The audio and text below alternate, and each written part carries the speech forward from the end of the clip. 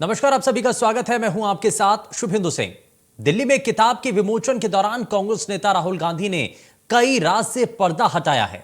राहुल गांधी ने किताब विमोचन के दौरान यूपी चुनाव का जिक्र भी किया और विधानसभा चुनाव का जिक्र करते हुए उन्होंने कहा कि हमने मायावती को संदेश दिया था कि हमसे और गठबंधन कीजिए और मुख्यमंत्री बनिए, लेकिन उन्होंने बात तक नहीं की। राहुल गांधी ने आगे गंभीर आरोप लगाते हुए कहा, मायावती अब दलितों की आवाज नहीं उठा रही हैं। कांग्रेस नेता ने मायावती पर निशाना साधते हुए कहा कि काशीराम जी ने खून पसीना देकर दलितों की आवाज को जगाया। हमें उससे नुकसान हुआ वो अलग बात है। आज मायावती कहती हैं उस आवाज के लिए नहीं लड़ूंगी। साथ ही राहुल गांधी ने यह भी आरोप लगाया है कि मायावती ईडी और सीबीआई के कारण चुप हैं और इसीलिए उन्होंने विधानसभा चुनाव में बीजेपी को खुला रास्ता दिया है। राहुल ने दावा किया कि आज सीबीआई, ईडी और पेगासस के जरिए राजनीतिक व्यवस्था को नियंत्रित किया जा रहा है। लेकिन सवाल यही है कि राहुल गांधी ने अब जाकर मायावती से गठबंधन का जिक्र क्यों किया और क्या अब मायावती दलितों की आवाज नहीं उठा रही हैं? और मायावती की कार्यशैली को लेकर के, मायावती की पार्टी को लेकर के जो सवाल आज राहुल गांधी के द्वारा उठाए गए हैं, क्या इससे पहले कोई पर्दे के पीछे की डील थी जिसको अब टीज के तौर पर राहुल गांधी ने सामने रखा है? क्या मायावती असल मायने में दलितों की आवाज उठा नहीं पा रही हैं? क्या खुले मंचों के जरिए दलितों का साथ देने वाली मायावती बहुत हद तक कमजोर हो चुकी हैं? बड़ा आरोप राहुल गांधी ने लगाया। राहुल गांधी ने कहा है कि सीबीआई और ईडी के डर के कारण ही मायावती ने बीजेपी को खुला रास्ता दिया है।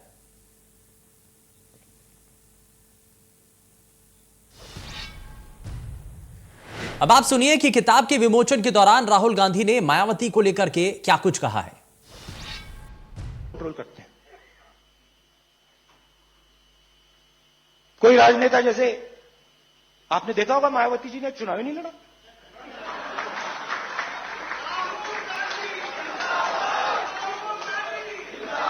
हमने मायावती जी को मैसेज दिया, अलायंस करिए, चीफ मिनिस्टर बनिए।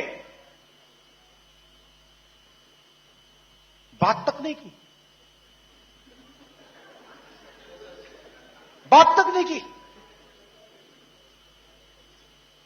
जिन लोगों ने, कांशीराम जी ने, रिस्पेक्ट करता हूं मैं, खून पसीना देके दलित आवाज जो थी उत्तर प्रदेश की, उसको जगाया।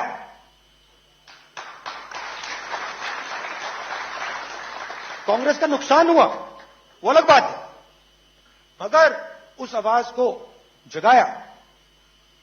आज मायावती जी कहती हैं कि मैं उस आवाज के लिए लड़ूंगी नहीं, खुला रास्ता दे दिया। क्यों? CBI, ED, Pegasus. तो राहुल गांधी के इस बयान को आपने सुना है। राहुल गांधी ने मायावती को लेकर के जिस तरीके से हमला किया वो आपने देखा, लेकिन इस बयान के बाद भारतीय जनता पार्टी की तरफ से भी इस पर प्रतिक्रिया दी गई है। क्या कहा गया है, देखिए आप।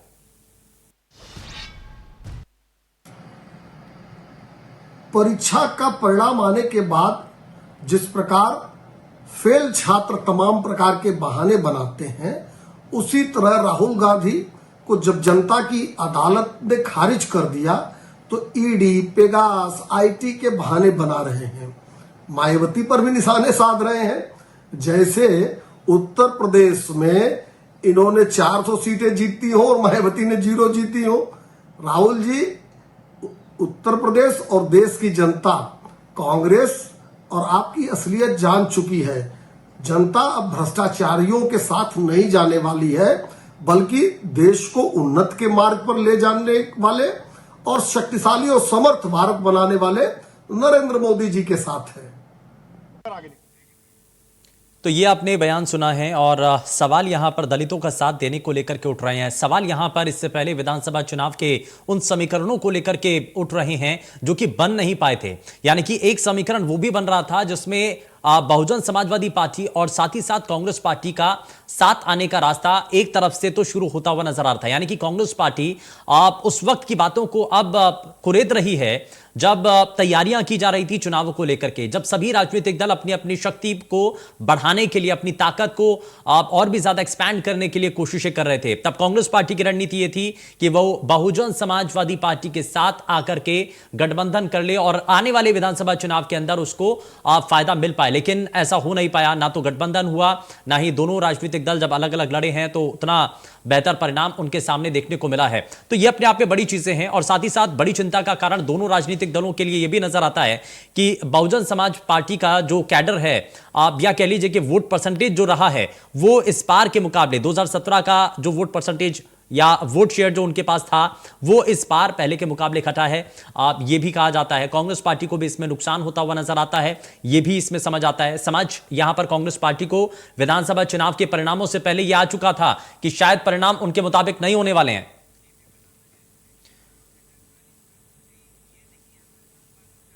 और इसीलिए ही ये संकेत फिलहाल राहुल गांधी ने दिए हैं। और राहुल गांधी के इस बयान को लेकर के आखिर संकेत क्या है? क्या सिर्फ ये एक मन की टीस है या 2024 को लेकर के रणनीति है? जरा जानने की, समझने की कोशिश करते हैं। इन्हीं सवालों के साथ जरा कार्यक्रम को आगे बढ़ाते हैं। एक खास और बड़ा पैनल हमारे साथ कार्यक्रम में जुड़ चुका है। जरा सबसे पहले आपको मिलवा देते हैं उनसे। हमारे साथ भारतीय जनता पार्टी से प्रवक्ता एसएन सिंह साहब कार्यक्रम में जुड़ चुके हैं। समाजवादी पार्टी से प्रवक्ता भुवन जोशी हमारे साथ कार्यक्रम में जुड़ चुके हैं। कांग्रेस पार्टी से नेता शहनवाज आलम साहब हमारे साथ कार्यक्रम में हैं और वरिष्ठ पत्रकार जनार्दन मिश्रा कार्यक्रम में जुड़ चुके हैं। मिश्रा जी बहुत स्वागत है और सभी खास मेहमानों का बहुत स्वागत है कार्यक्रम में। लेकिन शुरुआत में यहां पर कांग्रेस पार्टी के नेता शहनवाज आलम साहब, मैं आपसे ही करना चाह रहा हूं, ये जो स्टेटमेंट दिया गया राहुल गांधी के द्वारा, ये बताया गया है कि विधानसभा चुनाव से पहले कोशिश की जा रही थी, कांग्रेस पार्टी ये चाहती थी कि बहुजन समाज पार्टी के साथ गठबंधन कर ले, लेकिन वहां से कोई जवाब नहीं आया। ईडी का डर है, सीबीआई का डर है, वो हम समझेंगे, लेकिन आपको क्या नजर आता है, क्यों आखिर कांग्रेस के साथ नहीं आई है बहुजन समाज पार्टी? देखिए, राहुल गांधी जी के अगर आप पूरे बयान को सुने तो सिर्फ चुनाव तक की ही बात नहीं हुई। उसमें उन्होंने ये भी कहा कि कांशीराम जी ने अपने खून और पसीने से इस पार्टी को सींचा था, उससे कांग्रेस को नुकसान भी हुआ। ये बात भी उन्होंने इसमें जोड़ी थी और उन्होंने इस बात को कहा कि जिस पार्टी को खून और पसीने से कांशीराम जी ने सींचा था, उसके मिशन को आगे बढ़ाने से मायावती जी अब रुक गई हैं या पीछे हट रही हैं। तो जब हम इस पूरे बयान को टोटलिटी में देखेंगे तब आप पाएंगे कि राहुल गांधी जी आज जो दिल्ली में बोल रहे थे वो सिर्फ राहुल गांधी नहीं बोल रहे थे। आप उत्तर प्रदेश में किसी भी दलित मोहल्ले में चले जाइए जो बेसोट माना जाता रहा है बहुजन समाज पार्टी का, अगर आप उससे बात करिए तो वो ये बात कहता है कि जिस तरीके से कांशीराम जी लड़ा करते थे, हर मसले पे सरकार को घेरा करते थे, उस तरीके से बहन मायावती जी नहीं लड़ पा रही। तो आज जो राहुल गांधी जी ने कहा वो बेसिकली आम दलितों की पीड़ा है। बस नहीं, शहनवाज आलम, एक चीज तो बताइए ना, चुनाव निकल गया, परिणाम सामने आ गए, समय भी बीत गया, उसके बाद राहुल गांधी का स्टेटमेंट क्यों? इतना समय बीतने के बाद क्यों? आप दिखाने और बताने की क्या कोशिश है? नहीं, सुनिए, वो किसी न्यूज चैनल के लिए तो बोल नहीं रहे थे। एक कार्यक्रम था, उसमें जाके उन्होंने अपनी बात रखी और बताया कि किस तरह अपोजिशन के बहुत सारे लोग जो दलित राजनीति के नाम पे दलितों से वोट लेते हैं, उनके अंदर अब ये साहस नहीं रह गया है कि वो जो मौजूदा सरकार है इसके टायरनी को फेस कर सके, इसके ईडी को फेस कर सके, इसकी सीबीआई को फेस कर सके। और ये बात आप आम दलित लोगों से बात करिए तो वो भी मान रहे हैं कि बसपा इसीलिए दिख नहीं रही है, किसी मसले पे सरकार को घेर नहीं रही है, चाहे वो हाथरस का मामला हो, चाहे कोई भी मामला हो, बसपा नहीं बोल रही है। ये एक आम धारणा आपको दलित समाज में मिलेगा, चाहे वो बसपा का वोटर हो ना हो, कांग्रेस का वोटर हो, सपा का हो, चाहे जिसका हो, लेकिन ये एक आम धारणा बनती जा रही है। आज राहुल गांधी जी ने जो बात कही है बेसिकली इसी को एक बड़े मन से उन्होंने कहा। नहीं, इसमें समाजवादी पार्टी भी तो है। समाजवादी पार्टी के नेता ये कहते हैं कि वो भी तो दलित चिंतक हैं, वो विचारक हैं और वो दलितों के लिए काम करते रहे हैं, वो भी तो कहते हैं। यही बीजेपी भी कहती है, बीजेपी के नेता भी बार बार यही कहते हैं। देखिए, बीजेपी के बारे में, हिंदू महासभा के बारे में बाबा साहब ने बहुत स्पष्ट कहा था कि ये बहुत खतरनाक होगा अगर इनके विजन का हिंदुस्तान बनता है। तो आज बहुत सारे अवसरवादी नेता उस भगवा राजनीति का हिस्सा बन गए हैं लेकिन अगर आप अंबेडकर के विचारों की रोशनी में देखें तो आप पाएंगे कि वो जहां पे हैं उनको वहां नहीं होना चाहिए। अवसरवादी लोग तो कुछ ही बोल सकते हैं। समाजवादी पार्टी के एक सांसद ने राज्यसभा के अंदर प्रोन्नति में आरक्षण के बिल को फाड़ा था और लोग बता रहे हैं कि सपा के लोग भी दलितों के बहुत हितैषी हो गए। तो अगर हम पूरे घटनाक्रम को टोटलिटी में देखें, पिछले 5 साल की राजनीति को समग्रता में देखें, तो आपको पता चलेगा कि समाजवादी पार्टी बहुजन दलितों को लेकर के उसका जो अप्रोच रहा है वो बहुत नकारात्मक रहा है। गांव देहात में जुल्म करते रहे हैं ये लोग, इसीलिए तो बसपा इनसे कभी तालमेल ही नहीं हो पाया, कभी वोट ट्रांसफर ही नहीं। ठीक है, मैं वापस लौटूंगा शहनवाज आलम साहब, मैं जरा वापस लौटूंगा आपके पास, लेकिन जरा मैं एसएन सिंह साहब को जोड़ लेता हूं। एसएन सिंह साहब, भारतीय जनता पार्टी की दूरियां जो दलित वोटर्स हैं या दलित जो वर्ग है उनसे आखिर क्यों इतनी बताई जा रही हैं? कांग्रेस पार्टी के नेता यहां पर कह रहे हैं, और राहुल गांधी ने भी मायावती का जिक्र करते हुए कहा कि अगर मायावती जो है वो सीबीआई और ईडी के डर से दलितों की आवाज को नहीं उठा रही है, तो कांग्रेस पार्टी अपने आप को उसके विकल्प के तौर पर देख रही है क्या? देखिए, आप कांग्रेस के पूरे बयान को देखिए, उनके प्रवक्ता को बयान को देखिए, वो दूसरे के परिप्रेक्ष्य की बात करते हैं, कांग्रेस की बात नहीं करते हैं। दलित क्या आपका नहीं है? आप दलितों के लिए क्यों नहीं करते? आप दलितों का विश्वास क्यों नहीं जीतते हैं? आप बहुजन समाजवादी पार्टी पे क्यों आरोप लगाते हैं? बहुत ढेर सारे वर्षों तक दलितों ने आपको मत किया, लेकिन जब आपने उनकी चिंता नहीं की इसलिए उन्होंने आपकी चिंता छोड़ दी। देखिए, 10 साल तक बहन मायावती जी समर्थन देकर इनकी सरकार चलाई है। मुझे लग रहा है कि उसका एहसान मानना चाहिए, इनको इस तरह से भाषा का प्रयोग नहीं करना चाहिए। सबके राजनीति के अपने अलग अलग तौर तरीके होते हैं। उत्तर प्रदेश में किस तरह से वो राजनीति कर रही है उसके बारे में बहुजन समाजवादी पार्टी के प्रवक्ता ही बताएंगे। लेकिन कांग्रेस को चाहिए कि जो उनकी जमीन है वो क्यों खिसक गई, क्यों खो गई। अभी ये कह रहे थे कि संघ की विचारधारा और हिंदू महासभा, देखिए हिंदू नाम लेते समय भी इन लोगों को डर लगता है। हिंदुओं को आतंकवादी कहते हैं, देश के संसाधनों पे एक का अधिकार बताते हैं, बंटवारे की राजनीति करते हैं। और मैं तो ये कहूंगा कि विदेशी ताकतों के द्वारा बनाई हुई ये पार्टी 100 साल तक विदेशी शासक राज किए, इन्हीं की नीतियों के कारण देश का बंटवारा हुआ, 20 लाख लोग मारे गए। देश के बंटवारे के बाद जो सबसे बड़ा जघन्य अपराध हुआ वो भी इन्हीं के कारण हुआ। आज वो डिबेट का विषय नहीं है। पुनः मैं उस विषय पे आता हूँ कि देखिए, आप अपनी विचारधारा को बनाइए। आप दूसरे की ताकत अगर कम हो रही है तो वो तो आपको जोड़ना चाहिए। नहीं, वो तो भुना रहे हैं ना, वो यही तो कोशिश कर रहे हैं कि अगर मायावती अगर कहीं पर आकर के कमजोर हो रही हैं तो कांग्रेस पार्टी को अल्टरनेट ऑप्शन के तौर पर लोगों के सामने प्रेजेंट किया जाए। क्या यही कोशिश थी? मैं जरा इस बीच हमारे साथ दलित चिंतक रविकांत जी हमारे साथ कार्यक्रम में जुड़ चुके हैं। रविकांत जी, बहुत स्वागत है आपका कार्यक्रम में। जरा जल्दी से एक रिएक्शन में आपसे लेना चाह रहा हूं। ये बार बार आज जो राहुल गांधी की तरफ से जो स्टेटमेंट दिया गया और जो बताया गया है, क्या वाकई में ये सच्चाई है? दलितों की आवाज उठाने के लिए जो बहुजन समाज पार्टी जिस मंशा के साथ इस पार्टी को बनाया जाता है, जिसको आगे बढ़ाया जाता है, अब वो पार्टी का मकसद अब अलग हो चुका है। वो दलितों की आवाज नहीं उठा पा रही है। सीबीआई ईडी का डर उनके ऊपर बना हुआ है। राहुल गांधी आरोप लगा रहे हैं। देखिए, राहुल गांधी ये आरोप आज लगा रहे हैं, लेकिन पिछले चुनाव में खास करके जो भी गुजरा है, इसमें इस बात की अब कोई गुंजाइश नहीं बची है कि मायावती किसी दबाव में है या वो कॉम्प्रोमाइज कर रही है। इसमें कोई दो राय नहीं। जो रिजल्ट आए हैं उससे भी लगता है कि मायावती ने प्रकारांतर से भारतीय जनता पार्टी की सरकार को कहीं फायदा पहुंचाने का काम किया है। आप देखिए कि पिछले 5 साल में लगातार उन्होंने सरकार पर आक्षेप लगाने के बजाय विभिन्न मुद्दों पर, इवन चाहे दलितों के उत्पीड़न के मामले रहे हों, आरक्षण को के डाइल्यूट करने के मामले रहे हों, वहां पर मायावती कांग्रेस और समाजवादी पार्टी को ज्यादा घेरते हुए नजर आई हैं बजाय जो सत्ताधारी पार्टी है उसके। तो इससे एक बात तो साबित होती है कि वो कंप्रोमाइज कर रही है कहीं ना कहीं। दूसरी तरफ जो आपने कहा कि बीएसपी जिसके लिए बनी थी, तो पहली बात तो यह है कि बीएसपी केवल दलितों की पार्टी नहीं थी। बीएसपी का एक बड़ा जनाधार, राहुल गांधी का तो इशारा यही है ना? नहीं, अभी वो इशारा है और अभी तो उसको दलितों की पार्टी कहा ही जाता, बल्कि वो जाटवों की पार्टी बनकर के रह गई थी। और ये काम मायावती ने किया था। लेकिन कांशीराम साहब जब काम कर रहे थे तो उन्होंने मुसलमानों को जोड़ा था, पिछड़ी जातियों के लोगों, खास करके अति पिछड़ी जातियों को जोड़ा था, दलितों में पूरा एक सांस्कृतिक आंदोलन उन्होंने खड़ा किया था, दलित नायक, बहुजन नायक उन्होंने एक तरह से नए ढंग से उकेर करके और लोगों के बीच में वो गए थे। तो वो जो मूवमेंट था, जो आइडेंटिटी को लेकर के, जो नायकों की अपनी पहचान को लेकर के जो पूरा मूवमेंट था, उसको मायावती ने धीरे धीरे उसको खत्म कर दिया। आपको ये जानकारी होगी कि जो कभी बामसेफ हुआ करता था वो अब नहीं है। मायावती ने कैडराइजेशन का काम खत्म कर दिया और 2007 में जब उन्होंने ब्राह्मण राजनीति को आगे किया, वो बहुत चर्चित नारे आपको याद होंगे, ब्राह्मण शंख बजाएगा, हाथी बढ़ता जाएगा, ये हाथी नहीं गणेश है, ब्रह्मा विष्णु महेश है। और उस समय केवल 17% ब्राह्मणों ने वोट दिया था बीएसपी को।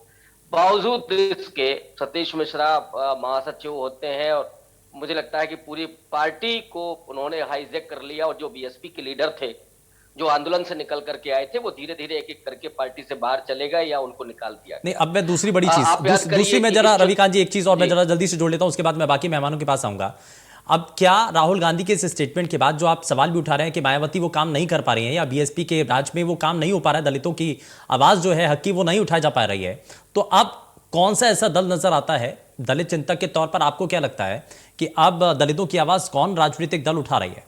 अगर राहुल गांधी ने स्टेटमेंट दिया है तो क्या एक ऑप्शन के तौर पर वो अपने आप को प्रेजेंट कर रहे हैं कि देखिए ये वैक्यूम तो अब क्रिएट हो चुका है, तो उसमें कांग्रेस पार्टी क्या फिट हो रही है? उसमें प्रयास सारे राजनीतिक दल कर रहे हैं, लेकिन कांग्रेस पार्टी का अपना जो अतीत है वो आश्वस्तकारी है, क्योंकि कांग्रेस पार्टी का जो वोट होता था वो ब्राह्मण, दलित और मुस्लिम, ये मिलाकर के कांग्रेस पार्टी को उन्होंने उत्तर प्रदेश में लंबे समय तक सत्ता में रखा। अगर राहुल गांधी के नेतृत्व में कांग्रेस पार्टी ईमानदारी से दलितों को जोड़ने की काम करती, मैं वो टोकनिज्म की बात नहीं कर रहा हूं कि आज उन्होंने बोल दिया और कल बाबा साहब के चित्र पर माल्यार्पण वो कर दें और उसके बाद इतिश्री कर ले। कांग्रेस पार्टी अगर ईमानदारी से दलितों के वेलफेयर के लिए, दलितों के सशक्तिकरण के लिए, दलितों के बीच में जाकर के काम करती है, उनको मुद्दों को उठाती है, जैसे भारतीय जनता पार्टी भी वो काम कर रही है, लेकिन भारतीय जनता पार्टी टोकनिज्म का काम कर रही है। वो सेलिब्रेशन ज्यादा करते हैं, वो जो फंड है दलितों के वेलफेयर के लिए उसका वो इस्तेमाल कर रहे हैं विज्ञापन पर, लेकिन जो दलित नौजवान है, छात्र हैं, उनके लिए फेलोशिप उनकी खत्म कर दी गई है। जो दलितों के और वेलफेयर की स्कीम हो सकती है वो खत्म कर दी गई है, वो सारा पैसा कहीं और जा रहा है, विज्ञापन में जा रहा है। अगर कांग्रेस, चूंकि कांग्रेस पार्टी ने दलितों के बाबा साहब के थ्रू जो आरक्षण दिया और उसका लाभ भी मिला, लेकिन मैं ईमानदारी की बात कर रहा हूं कि अगर पूरी ईमानदारी के साथ कांग्रेस पार्टी लगती है, उन्होंने पंजाब में प्रयोग किया था। नहीं ठीक है, इसमें लेकिन समाजवादी पार्टी भी तो है जोशी साहब, समाजवादी पार्टी का अस्तित्व क्या है? और इसमें तो ये बार बार कहा जा रहा है कि अगर बहुजन समाजवादी पार्टी दलितों की हितैषी मानी जाती है तो इसमें समाजवादी पार्टी के पास अगर बीएसपी का इस बार वोट शेयर कम हुआ है तो वो ट्रांसफर तो एसपी के पास हुआ है, तो क्या अब ये नजर नहीं आता है कि एसपी और बीजेपी दो पार्टियां ऐसी हैं जिनके पास जो दलित वोटर्स हैं उनका वोट शेयर शिफ्ट हो चुका है? जोशी साहब, गंभीरता कहना चाहता हूं आपके चैनल के माध्यम से और आपके चैनल में और अन्य चैनलों में, ये चुनाव का रिजल्ट तो अब आ गया है, लेकिन हमने चुनाव में ही कह दिया सर, ये जो 2022 का जो चुनाव हो रहा है ये भारतीय जनता पार्टी और बसपा के बीच में, इसमें एएमआईएम के बीच में फ्रेंडली मैच हो रहा है और एसएन सिंह उसके गवाह है। हमारे मित्र हैं ये एसएन सिंह जी, ये इसके बात के गवाह हैं, क्योंकि मैंने आपके चैनल में और ये कई चैनलों में मुझे मिले थे, मैंने ये बात पहले ही कह दी थी। और ये निश्चित तौर पे अगर आप राजनीति का विश्लेषण करेंगे तो आप ये पाएंगे कि ये दोनों पार्टियां भारतीय जनता पार्टी की ओर से और खेल रही। और रही बात कांग्रेस की, कांग्रेस इस उत्तर प्रदेश की राजनीति से विलुप्त हो चुकी है। चुनाव का परिणाम बता रहा है उत्तर प्रदेश की राजनीति टू पोल पॉलिटिक्स हो गई है। एक पोल में अगर भारतीय जनता पार्टी है, दूसरी पोल में समाजवादी पार्टी है। अन्य छोटे राजनीतिक दलों के लिए केवल एक ही ऑप्शन है कि वो किसी के साथ समावेश करते हैं, या तो हमारे पोल में रहेंगे या उनके पोल में रहेंगे। बाकी आपका ये कहना कि ये पार्टी सरवाइव करेगी, ये पार्टी सरवाइव करेगी, ये केवल सपना है। और एक बात आप बहुत सही कहते हैं, आपने बिल्कुल सत्य कही। जो आपके लिए बात की शुरुआत करी थी, आपने कहा था कि वोट शिफ्ट हो गया है, और वो सच में आप इसलिए हमने तो कर लिया है, ये वोट शिफ्ट हो चुका है। ठीक है, वोट शिफ्ट होने के बाद कितना सस्टेन रहेगा ये देखना भी बड़ा दिलचस्प होगा। मैं जरा जनार्दन जी को जोड़ लेता हूं। जनार्दन मिश्रा जी, अब ये बड़ा सवाल उठ रहा है कि बहुजन समाज पार्टी का जो कैडर था वो इधर उधर भटकता हुआ नजर आता है। अब उसी को अपने साथ बांधने के लिए कांग्रेस पार्टी के नेता राहुल गांधी का स्टेटमेंट माना जाए?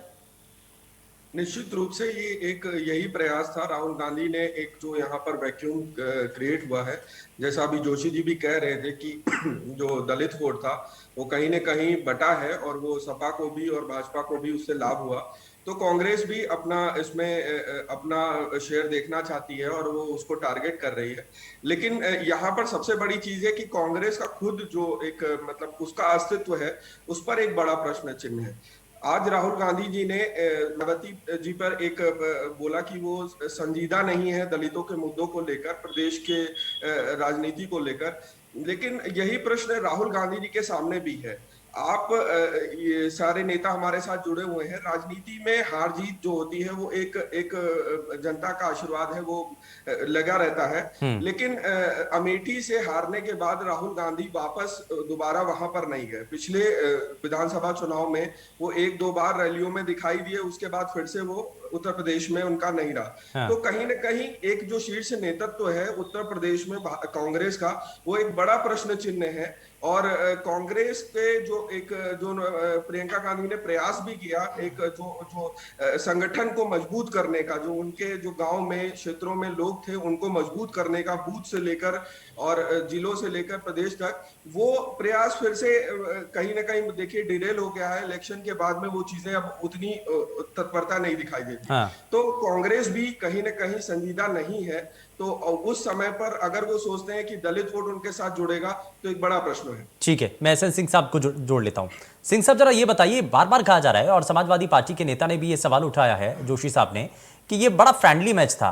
और इस बात को लेकर के रविकांत जी ने भी कहा कि बीएसपी जिस तरीके से रास्ता दे देती है बीजेपी को, ये एक तरीके से इशारा नजर आता है कि कहीं ना कहीं फ्रेंडली मैच चल रहा था। ये आरोप लग रहे हैं। देखिए, इसको दूसरे परिप्रेक्ष्य में आप देखिए। आप बार बार ये दलित करके, क्या वो हमारे वोटर नहीं है? क्या वो हमारे देश प्रदेश की जनता नहीं है? क्या वो हमारे विकास के भागीदार नहीं है? जब राहुल गांधी जी की पार्टी छोड़ दी, सबसे पहले सारे लोग राहुल गांधी जी के पार्टी को ही वोट करते थे और तभी तो वो सत्ता में 60 साल तक राज किए। लेकिन जब आपको किसी ने छोड़ा, आप उसकी चिंता नहीं कर रहे हैं कि क्यों दूसरे से नाता जोड़ा। मैं तो ये कहूंगा, भारतीय जनता पार्टी की सरकार जोड़ने का काम करती है, तोड़ने का काम नहीं करती है। देखिए, एक समय था कि सबसे छोटी पार्टी के रूप में हम हुआ करते थे। आज प्रदेश देश में ही नहीं, दुनिया की सबसे बड़ी पार्टी के रूप में है। जब हम विकास के कार्यों को लेकर आए, जब हम योजनाएं लेकर आए और बिना भेदभाव के हमने योजनाएं दिया, हमने जब सुरक्षा दिया, निश्चित तौर पे प्रदेश की जनता के रूप में, मैं उसको दलित सवर्ण समाज के रूप में नहीं देखता हूँ, एक जनता के रूप में विश्वास जो जगा, वही विश्वास कांग्रेस से हटा और भारतीय जनता पार्टी पर जगा। और सभी लोग ये मानने लगे कि आदरणीय प्रधानमंत्री जी, आदरणीय मुख्यमंत्री जी जो कुछ भी कर रहे हैं वो हमारे हित में कर रहे हैं। जो आवास दे रहे हैं, जो शौचालय दे रहे हैं, जो सड़क दे रहे हैं, जो हॉस्पिटल बना रहे हैं, उससे जब वो लाभ पाने लगे, निश्चित तौर पे एक लोगों का साथ छोड़े और दूसरे से नाता जोड़े। देखिए, नहीं, लेकिन सिंह साहब, जैसे एक बार बार कहा जा रहा है ना कि समाजवादी पार्टी और कह लीजिए कि बहुजन समाजवादी पार्टी के लिए तो पहचान भी ये बन गई कि दलितों का साथ देने वाली पार्टी है। ऐसी पहचान बीजेपी की क्यों नहीं बन पा रही है फिर? देखिए, वोटर किसी पार्टी का नहीं होता है, सिर्फ कहने को होता है। यही भ्रम तो टूट गया कि कई लोग जो जाति की राजनीति करते थे, धर्म की राजनीति करते थे, आप देखिए 2014 में, 2017 में और 2022 में भी ढेर सारे मुस्लिम भाई और बहन क्यों भारतीय जनता पार्टी को वोट किए? जबकि एक परसेप्शन खड़ा किया गया था कि भारतीय जनता पार्टी तो एक धर्म की विरोधी है। क्योंकि जब हम विकास की विचारधारा को लेकर आएंगे, जब हम राष्ट्रवाद की विचारधारा को लेकर आएंगे और सबको अपनाएंगे, तो निश्चित तौर पे सबका समर्थन पाएंगे। ठीक है, इसीलिए आप ये मान रहे हैं कि जो बीएसपी का वोट शेयर था वो ट्रांसफर हुआ है बीजेपी के पास भी। हालांकि दावा एसपी भी कर रही है, समाजवादी पार्टी के नेता ने भी किया है दावा। मैं जरा जल्दी से वापस लौटूंगा, लेकिन जरा कांग्रेस पार्टी के प्रवक्ता शहनवाज आलम जी हम लगातार हमारे साथ कार्यक्रम में है। शहनवाज जी, अब सवाल तो ये है कि क्या डील हुई थी? मुख्यमंत्री की पोस्ट आपने ऑफर की थी और सीएम पोस्ट ऑफर करने के बाद भी कोई जवाब नहीं मिला था।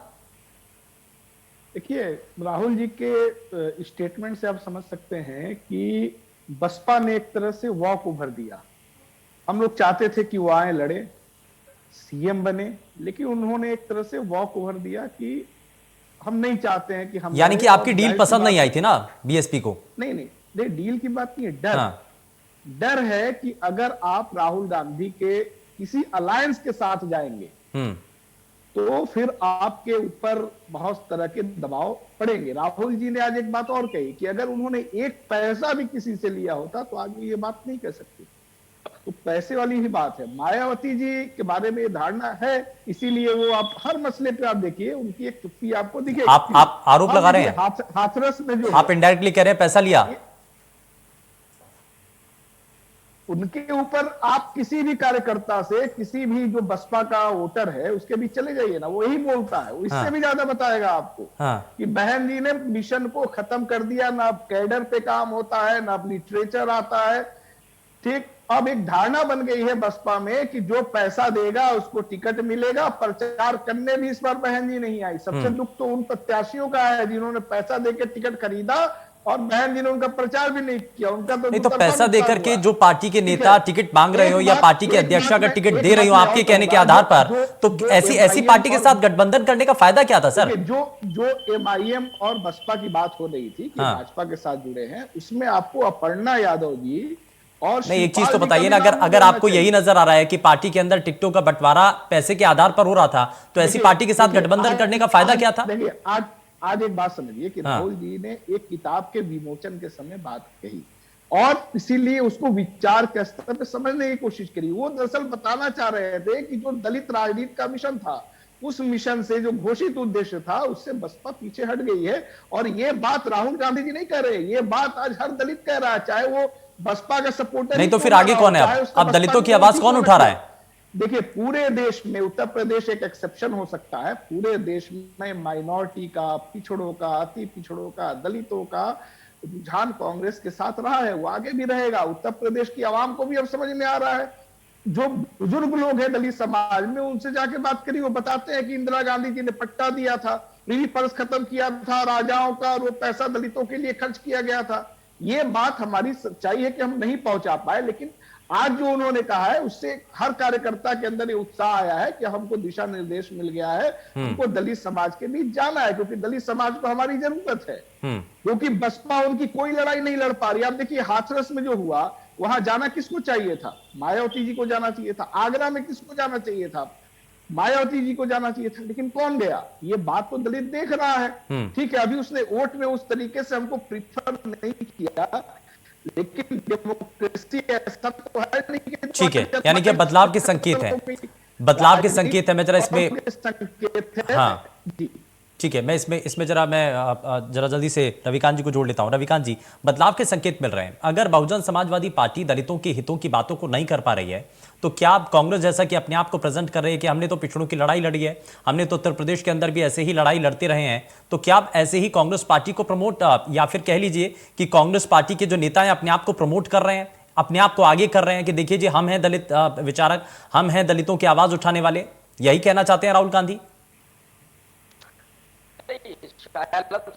जो बात कही मैं बिल्कुल मुतमईन हूं कि इस बात से किसानों के मुद्दे पर वो लगातार बीच में गई है। दलितों के इशू पर प्रियंका गांधी दोनों लोग संघर्ष किए हैं, लेकिन इसमें कोई दो राय नहीं है कि इस बार जो भारतीय जनता पार्टी की सरकार को उखाड़ना चाहता था और इसलिए वो सपा की तरफ गया, रणनीति थी उसमें इस चुनाव को दो ध्रुवीय बनाया गया और इसका नुकसान। लेकिन अब जो चीजें हैं, मुझे लगता है कि बहुत ईमानदारी से अगर कांग्रेस, तो इस समय दलित राजनीति नहीं तो क्या समाजवादी पार्टी को ऑप्शन नहीं देख रहे हैं? समाजवादी पार्टी को ऑप्शन नहीं देख रहे हैं क्या प्रदेश के अंदर रविकांत जी? नहीं, समाजवादी से काम नहीं किया। हाँ, अखिलेश यादव ने बाबा साहब अम्बेडकर के फोटो करके और आगरा तक वो कहीं भी आपको जाते हुए नहीं दिखाई देंगे, बल्कि ब्राह्मणों की हत्या पर, गुप्ता लोगों की हत्या पर अखिलेश यादव जाते हैं। हाँ। यादव को दलितों ने नहीं पसंद किया और हाँ। उसका एक दूसरा कारण भी है। अखिलेश यादव और दलितों के बीच जो पिछले 20-30 साल की राजनीति है, उसमें दलित बनाम बैठा है। चलिए ठीक है, मैं रविकांत जी जरा वापस लौट रहा हूं, कुछ टेक्निकल इशू आ रहा है, आपकी आवाज सही से पहुंच नहीं पा रही है। मैं तब तक जरा भुवन जोशी जी से जरा एक रिएक्शन ले लेता हूं। यहाँ रविकांत जी का ये कहना है कि समाजवादी पार्टी दलितों के साथ, और दलित जो हैं वो अपने आप को समाजवादी पार्टी के साथ जोड़कर नहीं देख पा रहे हैं। इसके पीछे आपको क्या कारण नजर आता है? देखिए, पहले तो मैं आपका जवाब दे दूं। हाँ। डार्विन का एक सिद्धांत है, जो कि सिद्धांत ये है, उन्होंने कहा था, डार्विन ने कहा था कि जो जीव वातावरण के अनुकूल नहीं हो पाते उनका ह्रास हो जाता। उसका उदाहरण डायनासोर है। और मैं कहना चाहता हूं, बहुजन समाज पार्टी और कांग्रेस वो उत्तर प्रदेश की राजनीति में ह्रास हो गए हैं। कारण है वो दिल्ली से राजनीति करते हैं, चाहे आदरणीय बहन जी मायावती हो, चाहे आदरणीय प्रियंका बहन जी हो, ये सब दिल्ली से राजनीति करते हैं और संकट रूपी का है। और उसको अगर करने का काम कोई करते हैं तो माननीय अखिलेश यादव जी करते हैं, क्योंकि उन्होंने ही अंबेडकर वाहिनी बनाई संगठन की दृष्टि, जिसमें कि सारे दलित समुदाय के लोगों को जोड़ने का काम माननीय अखिलेश यादव जी के नेतृत्व में समाजवादी पार्टी कर रही है। और एक साथ साथ मैं बात करता हूँ, ये लोग पॉलिटिकल टूरिज्म के लिए आते हैं, चाहे वो कांग्रेस के लोग, चाहे बहुजन समाज पार्टी के लोग, और चुनाव जोशी जी, ये तो बीजेपी की भाषा बोल रहे हैं आप। नहीं, बीजेपी की भाषा नहीं बोल रहा, ये सत्य है। आप, मैं राजनीति शास्त्र का विद्यार्थी भी हूँ, हाँ। कानून का विद्यार्थी भी हूँ। ये लोग चुनाव लड़ने आए और चुनाव लड़के फिर चले गए। अब आप देखिए, टू पोल पॉलिटिक्स हो गया है। आज भाजपा एक तरफ है, उनसे लड़ाई कौन लड़ रहा है, उनसे जमीन में लड़ाई कौन खा रहा है, शासन प्रशासन इनका लड़ा हुआ है, हमारे लोग लड़ाई लड़ रहे हैं। जब आप लड़ाई लड़ोगे तो आप दिखोगे, सरकार में भी आज दिखोगे। और आलम साहब तो कह रहे हैं कि कांग्रेस पार्टी ने ही लड़ाई लड़ी है, प्रदेश के अंदर जितने बड़े मुद्दे हैं उनको कांग्रेस पार्टी ने उठाया। मैं अपने भाई साहब से बहुत जिम्मेदारी से कहना चाहता हूं, हमारे भाई है वो, कोई राजनीतिक द्वेष नहीं। मैं कहना चाहता हूं, उनकी पार्टी का रिकॉर्ड बता रहा है, उनको रिजल्ट परिणाम बता देता है। जब परिणाम आ जाता है ना तो पता चल जाता है बच्चे ने पूरे साल पढ़ाई करी है नहीं करी है। हाँ। इनके एक कैंडिडेट जीता है, केवल एक कैंडिडेट जो जीता है वो अपने दम पे जीती है, मिश्रा जी जो है, वो पार्टी का कुछ भी नहीं है, वो उनको सपोर्ट करते हैं सब लोग, तो उनको वो जीती है। और इनका हस्र बता रहा है, बसपा का हस्र बता रहा है। हमारी सीटें 125 है, हमारे गठबंधन की 111 हमारी व्यक्तिगत सीटें हैं, समाजवादी पार्टी की है। तो मैं कहना चाहता हूँ, ये बता देता है, राजनीति शास्त्र के विद्यार्थी होने के कारण ये खुली खुली आंखों से दिखाई दे रहा है कि BJP versus Samajwadi party UP की पॉलिटिक्स चलेगी। हाँ। और माननीय अखिलेश यादव जी ने फैसला लिया है, उन्होंने फैसला लिया है कि उत्तर प्रदेश में विधानसभा का प्रतिपक्ष का नेता बनकर वो लड़ाई लड़ने का काम करेंगे, मजदूर, किसान, युवा, गरीब, शक्ति, अगड़े पिछड़ों। ठीक है जनार्दन जी, अब ये जो हमने 2022 का विधानसभा का चुनाव देखा ना, इसमें ये तो नजर आया कि बहुजन समाज पार्टी, जिसको लेकर के पहले से ही कहा जा रहा था कि मायावती उतना ज्यादा एक्टिव मोड में नजर नहीं आ रही हैं, अब परिणामों के जरिए भी ये साफ हो चुका है कि जो दलित वोटर हैं वो भी उतना ज्यादा रुझान नहीं ले रहे पार्टी को लेकर के, क्योंकि एक्टिव पार्टी नजर नहीं आ रही है। अब ऐसे में जितने भी राजनीतिक दल हैं, क्योंकि इससे पहले सवाल भी यही था कि क्या राहुल गांधी का स्टेटमेंट इसी ओर इशारा करता है कि वो अपने आप को दलित हितैषी बताना चाह रहे हैं? क्या बाकी पार्टियों की नजर इस पर नहीं होगी? क्या समाजवादी पार्टी नहीं चाहती होगी कि अब इस बिखरे हुए वोट बैंक को अपनी तरफ समेटा जा सके? क्या भारतीय जनता पार्टी की कोशिश नहीं होगी, क्योंकि इस चुनाव के अंदर देखा गया कि एक बड़ा वर्ग था लाभार्थी वर्ग, जिसके जरिए बीजेपी को बहुत हद तक फायदा मिला था, क्या कोशिश नहीं होगी कि इस वर्ग को या इस पूरे समाज को अपने साथ जोड़ करके रखा जा सके? जी शुभेंदु जी, भारतीय जनता पार्टी का ये प्रयास रहा है और इस बार उन्होंने बसपा का वोट जो टूटा है वो कहीं न कहीं समाज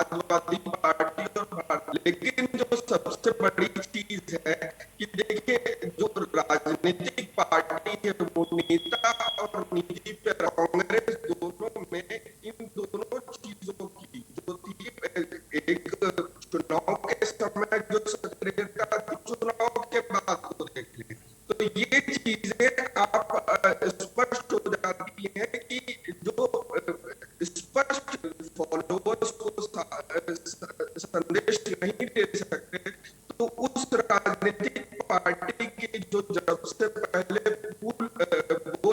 बूथ मैनेजमेंट के ऊपर सबसे पहले काम बसपा ने किया, सबसे पहले, लेकिन फिर वो भूल गई और भाजपा ने उसको पकड़ लिया। भाजपा का जो संगठन है वो आप राजनीतिक सक्रियता अगर आप में नहीं है तो फिर कैसे ट्विटर पॉलिटिक्स है। जनता अब इस चीजों को समझ चुकी है कि जो नेता उनके साथ दे उनके साथ कैसे खड़े हो सकते।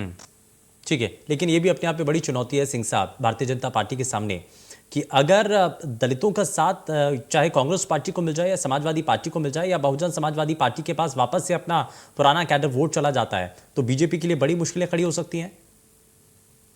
देखिए, जब आप कार्य करेंगे सबके लिए, हमारा तो नारा है सबका साथ सबका विकास ही है, और अगर आप नहीं कार्य करेंगे तो कांग्रेस की तरह चुनौती होगी। अभी हमारे कांग्रेस समाजवादी पार्टी को जाना चाहिए, उसमें हम लोग जाते हैं। जब ऐसी विचारधारा आप रखेंगे, आपके चैनल के माध्यम जान रही है कि अगर कोई घटना होती है तो प्रदेश की जनता को वो इस तरह से जांच के बजाय वो कहते हैं कि भाई इसमें तो बहन को जाना चाहिए। और हमारे विचारक भी अभी इसमें, मैं तो ये कहूंगा कि राहुल जी बैठे हैं जो ये बता रहे हैं कि आने वाले समय में जो जितने बहुजन समाज से जुड़े हुए लोग जिनको अपना विचार दीजिए,